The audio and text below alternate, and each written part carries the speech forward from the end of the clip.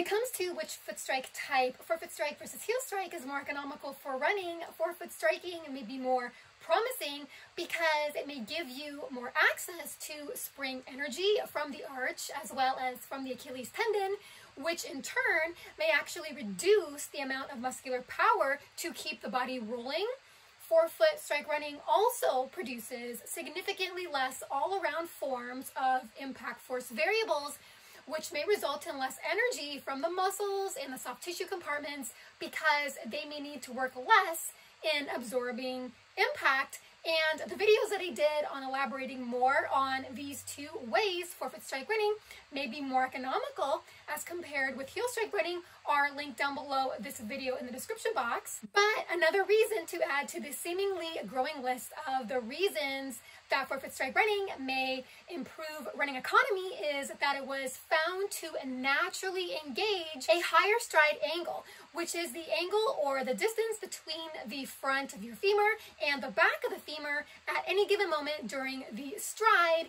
and is typically measured at its maximal distance during the flight phase of running. Stride angle is also a handy metric that indicates running economy, whereby past reports have found that a higher stride angle is related to better running economy because it implies more efficient propulsion due to reduced ground contact time, which means when stride angle is high when running, so is step rates, which is the number of times that your feet contacts the ground per minute when running. So with a higher stride angle, step rate is also higher, which also means the foot spends less time wrestling with the ground because the foot is now spending more time in the air, which can eliminate the chance of unfavorable postures or movements of the foot to happen when on the ground. Most interesting, a 2014 study in the journal Orthopedic Biomechanics, which is linked down below this video in the description box, found that forefoot strike runners had faster peak treadmill speeds, higher lactate thresholds, and better running economy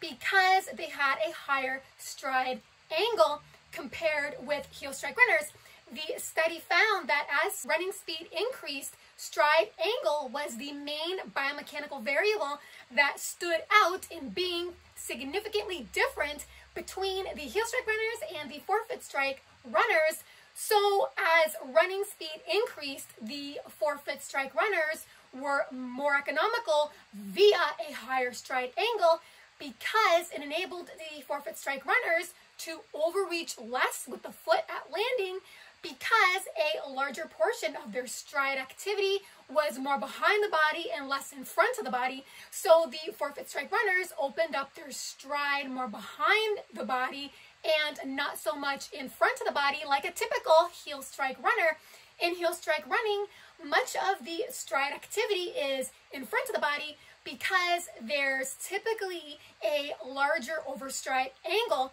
at touchdown, simply because in order to strike really far back squarely on the heel, in doing so also fully engages a fully unbent, locked out knee joint, of which taken together creates a longer overstride angle. The main problem with this is essentially there's a lot of wasted travel of the foot at landing because now the knee is in a very vulnerable position of breaking the body's center of mass for a longer period of time, because a long overstride angle also creates a longer distance separation between the initial foot strike position and the center of mass. This long distance separation causes a longer break force period at landing in heel strike running, and really these aren't the mechanics that you want to be sustained, since these mechanics have been very blameworthy in much of the research to date for being one of the major causes of runner's knee. But in forefoot strike running, a higher stride angle is engaged, and so you are naturally removing a lot of wasted movement or wasted travel of the foot at landing because the stride opens up less in front of the body and opens up more behind the body, which reduces braking as well as loading time on the body at landing. Therefore, there can be more metabolic savings as there's just less resistance burdening the body,